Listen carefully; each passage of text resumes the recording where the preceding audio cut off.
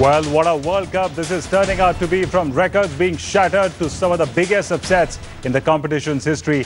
10 days of enthralling performances have truly lit up this edition Down Under. Hello there and welcome to our special show on the ICC World Cup 2015. Over the next half an hour, we'll review World Cup so far and also look at the road ahead. I'm joined by Nikhil Chopra in the studio, former England captain Nasir Hussain from Nottingham, 2011 World Cup winner Harbhajan Singh joins us from Delhi. Our consulting editor Boria Majumdar is live from Kolkata, and Shivani Gupta joins us from Perth. But first, our top story. While Australia and New Zealand were already being considered as two of the biggest contenders for the title, has clearly emerged emphatically as the biggest gainer on that contenders' tally in the past 10 days. Here's a look at the journey so far of the top three contenders and just what the rest need to do to catch up with them.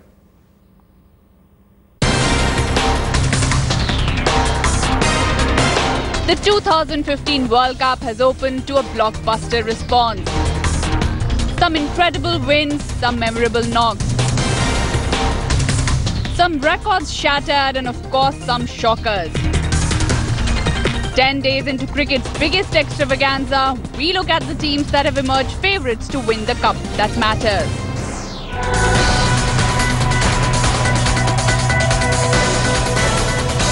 There were doubts raised over MS Dhoni's team before the tournament.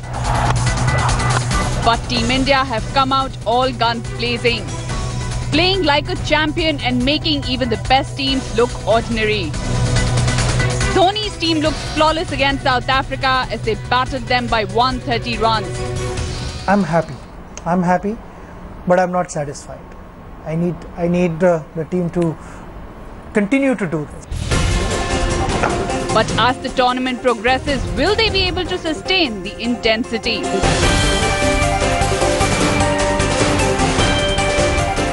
Brendan McCullum's New Zealand have been the team to beat. Kiwis have utilised the home conditions to the fullest. First they thrashed Sri Lanka, then hopped away to a win against Scotland. But when they met England, they just showed the world how dangerous they are. New Zealand are playing as good as cricket as they possibly can. So, yeah, it's a tremendous boost for New Zealand. In the last two editions, Kiwis have choked in the semis. But can this team script history?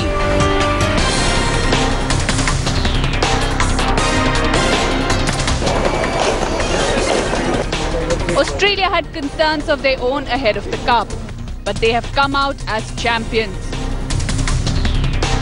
In their only game so far, Australia thrashed a hapless England side by 111 runs. And with Michael Clarke expected to return to playing 11, expect this side to be more lethal. We're in a great place. The boys are training hard. A few niggles here and there with a couple of the players, but the boys are doing anything they can to get back out in the park, and look, we're on home soil. So, in a World Cup though, it's sustaining momentum and peaking at the right time that counts. And these teams will be hoping they can do that when the knockouts come calling. It's those three matches that mean the most, and on that day, the better team wins. Form goes out of the window. With camera person Manish Mathur at Perth, Shivani Gupta for Headlines Today. India, Australia and New Zealand have clearly emerged as the top three contenders after the first 10 days of the World Cup. Nasir, do you agree with me? Yeah, I think New Zealand, Australia have played brilliant cricket on home soil. There's always going to be an advantage in any cricket match playing at home. They've been the standout sides, and India were always, once the tournament started, it is a World Cup. It is an ICC event, and you only have to look at the recent history of India in ICC events. They have been brilliant. So Dhoni and his team were always going to be there and waking up for this World Cup, and they have done with two brilliant wins. So I think they've been the three standout teams.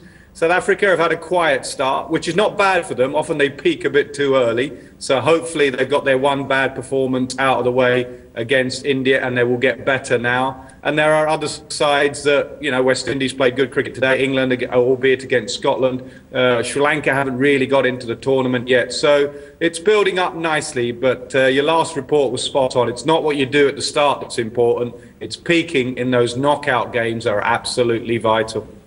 Right, Boria, piece by piece, India are clearly rediscovering their one-day mojo. But of course, the big question is, Did you really expect this turnaround at the beginning of the World Cup? Against Pakistan, we were always favourites. Pakistan is a bit of a fragile side. Against South Africa, exceeded expectations. But as Nasser said, are we peaking too soon? I wouldn't be disappointed if India loses against the West Indies and then makes it into the quarterfinals. You need that one, 6 wins out of 6, and then you go in and lose that one quarterfinal and it's all over. You don't need that. This is an excellent team playing wonderful cricket. The bowlers have come to the party. Batsmen are doing it well. Ask Nasser this, possibly India-England quarterfinal in Melbourne. That's what it looks like. What will happen? Can England come back and do what they did, or will India start favourites based on current form? Well, if you want me to answer, I think India playing at Melbourne, you look at the support that India had at Melbourne was absolutely phenomenal. I think the drop-in pitch at Melbourne suits India's cricket. It's flat. Their batsmen like Dhawan and Rohit and all their batsmen like it. And because it's a drop-in, it doesn't bounce too much. It just grips a little bit for the spinners, and Ashwin comes into it. The fielding for India of late has been excellent on the big ground at the MCG. They were brilliant the other day. So I think it's a quarter-final that England would like to avoid. That's why the next few games for England are absolutely vital. They would want to avoid possibly India or South Africa in that quarter-final. They'll need to win all their games, England, to try and avoid that. Right, Harbhajan, India had a disastrous 2 months in Australia, winning almost nothing, and now they've started the World Cup very strongly. With these wins, has India strengthened its position as a serious title contender?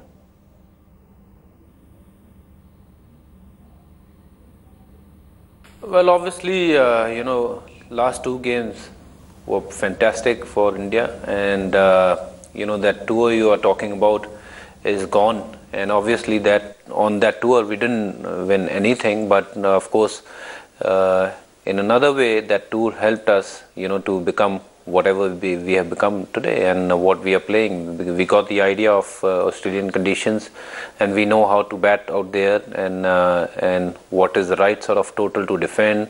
And we know Australian condition better than any other team. Of course, that's the reason probably we are doing well in the World Cup. Whatever has happened in the Tri-Series and the Test Series, that is gone. World Cup is a massive, massive, massive thing. We just need to be focused on that, and I'm sure we'll be doing very well. We have done really well so far, beating 2 top teams, and I'm sure we'll continue to do well and continue to dominate the other sides. I think, Nikhil, what's really important to understand here is being seen as title contenders, and that to serious title contenders now can really add to the pressure on Dhoni's men moving forward. Well, absolutely. And I guess, looking to defend your title, they played some outstanding cricket. Boria spoke about that game against Pakistan. We all know that, they were not the best side in the world, but at the end of the day, just that Pakistan-India pressure by itself, to come out and put your best foot forward. I think the way the guys woke up to the entire World Cup from the very first ball that was delivered, outstanding. It just goes to show that after winning these 2 games, they got a shot in arm with a high amount of confidence. And that's the way you want to go forward. And don't forget, every side, Himanshu, that has won the toss has got close to about 300 runs. If you keep getting these sort of flat batting tracks, Team India has got the arsenal to go out there and defend their title. Right. Let's also go across to Shivani now. Shivani, of course, a lot of credit for this turnaround by Team India needs to be given to Mahendra Singh Dhoni for marshalling his resources really well. Apart from, of course, some of the young Indian bowlers, they don't seem to be missing Ishant at all so far. Oh, absolutely. In fact, even Bhuvneshwar Kumar's, injury just before the first match, in a way, turned out to be, a blessing in disguise. He's fit and was declared fit, but he wasn't 100%. That's why Mohit Sharma came in, and he's performed so well in this lineup. In fact, in a way, he has taken Bhuvneshwar's place now, and it will be tough to drop him if Bhuvneshwar comes back as well. I think India went in with a very balanced side, but it was a tough job to balance the playing 11. And you talked about Mahendra Singh Dhoni. Once again, it seems he's just doing the right thing at the right time. Forget the Test Series, forget the Tri-Series. When it comes to ICC events, as Nasser was talking about, India seems to be getting, as you said, its mojo back at just the right time. Yes, there's a slight talk about, peaking too high or too early, but these were the 2 tough games for India, and they've made their intentions clear. A part of the pressure is off, but added pressure comes from the fact that now fans expect more, and they expect them to not just make the quarter youngsters by the help of the format of the World Cup, but go as long as the final and defend that title. So it's a double-edged sword, really. Some of the pressure off because you won your first 2 matches, you could possibly win all 6 of them, but added pressure because now you've been seen as a more serious contender for the title. Himanshu. Right, Nasser, what do you think are the main strengths and weaknesses of India, Australia and New Zealand from whatever you've seen so far in the past 10 days? And who would you rate as probably the best as far as these 3 teams are concerned? Difficult question. I mean, I think obviously it depends where the games are played.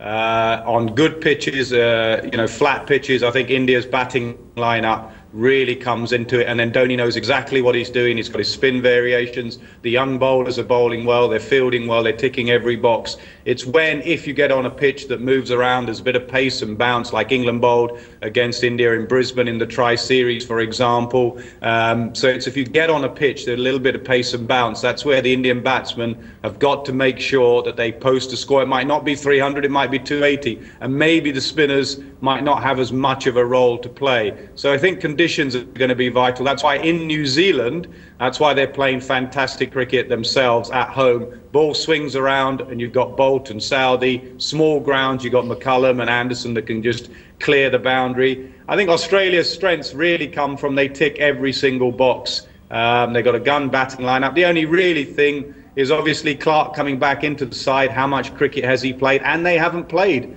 for a little while. That game was rained off against Bangladesh in Brisbane, so they will want to get into this tournament. You know, it's been like snowballing in Australia. We want to go, we want to go, we want to go. So this little layoff for them won't do them much good. They'll want to get back on that park. You know, I don't see beyond those 3 sides, really. I think those 3 sides have been the standout sides in this tournament, and the format of the tournament, any team could surprise, as Pakistan did back in '92 when they started slowly. All right, but Harbhajan, the Indian bowlers, considered to be the team's weakness before the start of the World Cup, have done a brilliant job against 2 really strong sides. What's your take on that? Well, definitely bowlers are putting up their hands and saying that yes, they will deliver it for the team, and they have done it in last 2 games. And luckily, or a good thing was that they had 300 runs on the board every time they went home to bowl, and it'll be great to see if they can defend 260, 270 odd against any of the other team like New Zealand or Australia or England or any other side. But of course, with these 2 great performances, you know, will give them a lot of confidence, and I'm sure they will do really well. They have got the quality in their fast bowling, and they have got good spinners who are really bowling well. And I wish them luck, and I hope they continue to do a good job for the team, and they help the team to win the cup. Welcome back. We're looking at the top 3 contenders at the 2015 World Cup after the first 10 days of the event. Nasser, let me go straight to you. Considering what Chris Gayle did today, his knock of 215 seriously puts the spotlight on West Indies. Where do you find them? Do you think West Indies are probably at a different level altogether in terms of being a serious contender? Well, they have been up until now. I think a lot of people have written them off, but with a side that has Chris Gayle, you can never completely write them off. I thought it was an important day for him. It might not change their tournament completely, but it was a really important day for Chris Gayle. He's had a real quiet time of it in 50-over cricket. He's been a brilliant 20-over player for a long, long time, especially in the IPL in India. He has a lot of fans, but in 50-over cricket, the West Indies fans wanted to see him deliver, and he certainly did that today. And that's what the tournament needed and needs. It needs the big teams like India, etc., but it needs the big players as well, and Chris Gayle is a seriously big player. I still think they lack 1 or 2 bowlers. You know, Zimbabwe nearly got 300 today. They missed Narine and all his variations. They missed Bravo bowling at the death. So it might not be, you know, they might not be title contenders, but they desperately needed Chris Gayle to fire today. Right. And he certainly did that. Right.